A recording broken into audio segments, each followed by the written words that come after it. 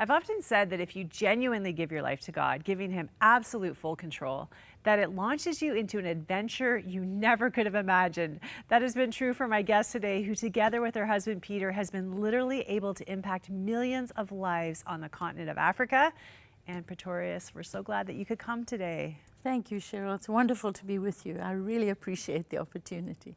Well, I was reading your story in this great book, Defying Faith, and I was reading about how you had this wonderful job in a church, you had a salary and a stable life. And I'm always fascinated by how ministries start, because it's not always as easy as we think.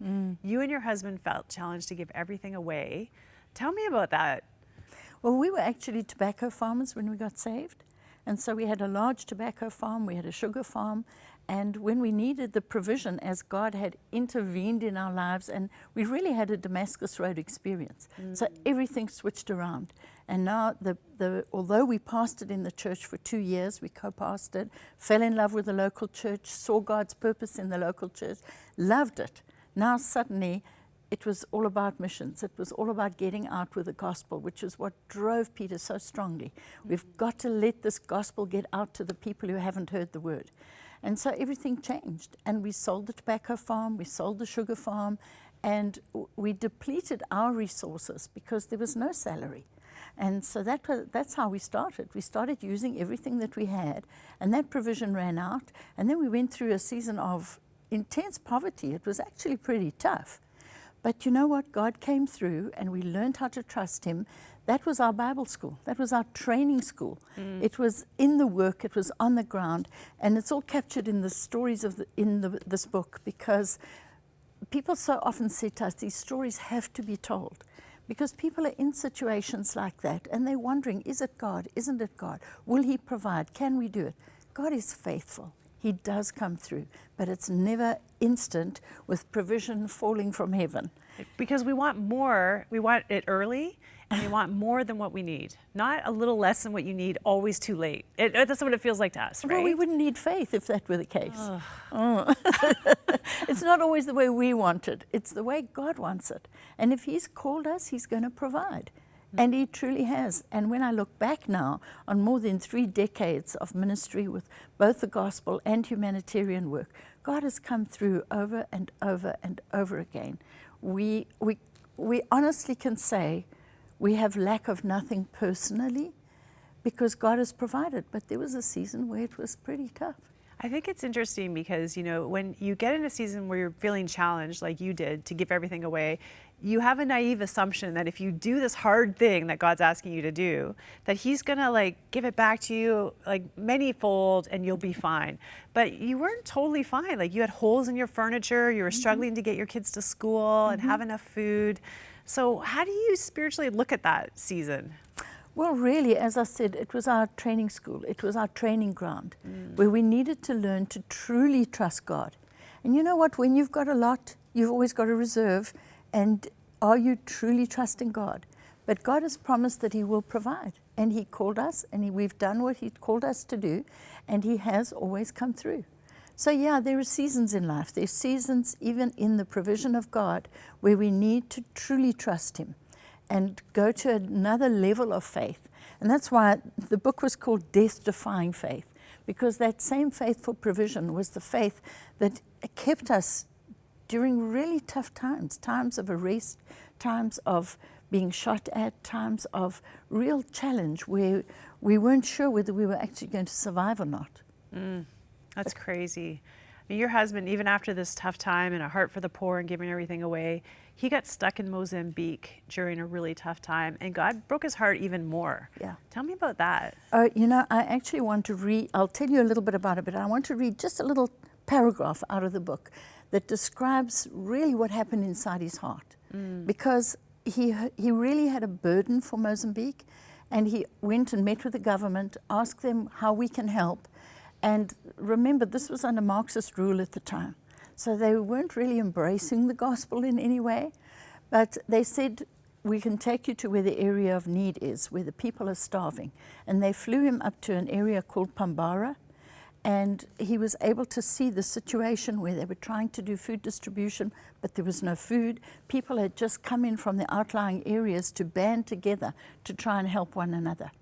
And this is the camp that he landed in. And they were supposed to come back and fetch him that afternoon, and the pilot never arrived.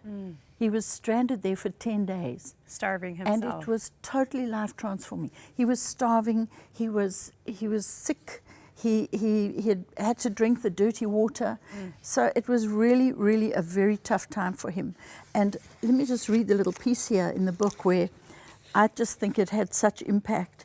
As he finally left, when the pilot came back, the book says here, from the air, I looked down on Pambara and saw that it looked so peaceful and picturesque, a subtropical paradise of little thatched huts. It was only when you got close that you could see the suffering that lay beneath. And I knew the same was true of human beings. If you want to help them, if you truly want to help them, you need to get close enough to see and to understand what they're going through. And to me, that's what ministry is all about.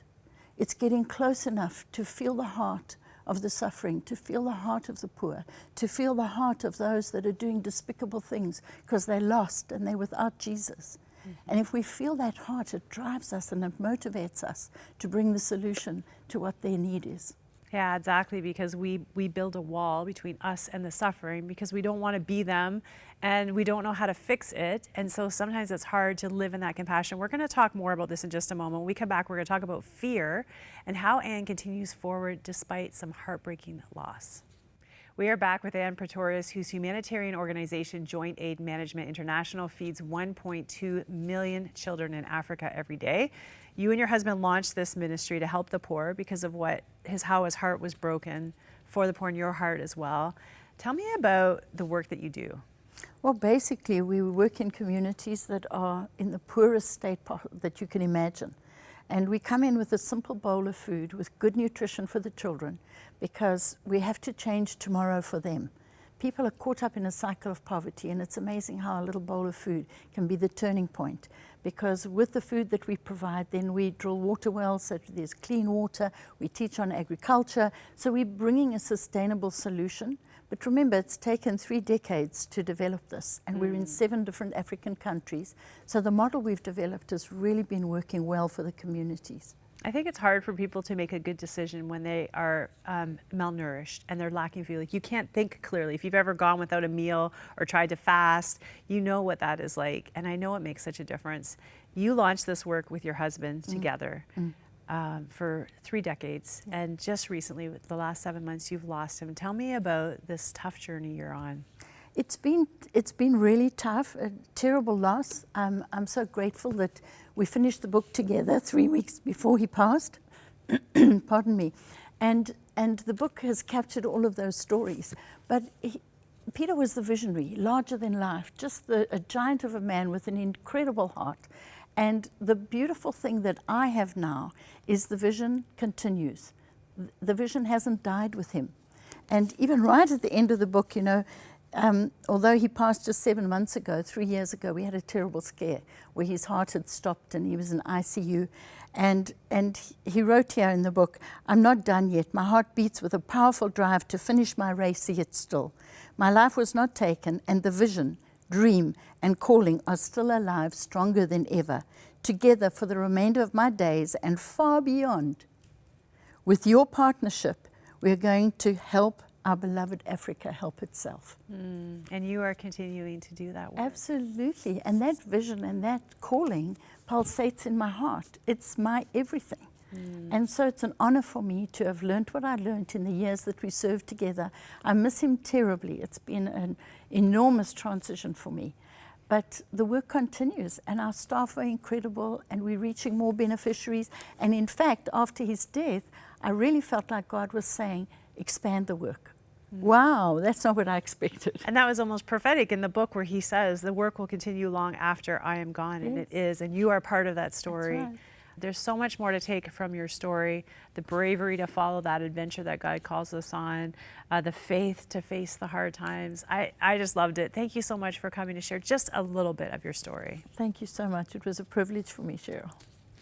And if you're listening to this story, man, there is so much for you to take from it today. I hope that you're wrestling with the idea of what is the adventure God has for me, and am I really living it, and am I willing to pay the price for it? Those are all questions we all have to answer. And that forgiveness question, man, if there is something that you have not been able to forgive, that you genuinely been struggling with, you want to let it go and you haven't been able to, this is your day. We would love, love, love to be part of that story. When you pray with someone, when you agree with someone, it has more power than when you try to do it on your own. Give us a call right now. We're going to pray with you about the thing that is standing in your way for all that you can have in this life. That number is 1-866-273-4444. It is time to stop running and start a new day with God in your life. We'll be right back.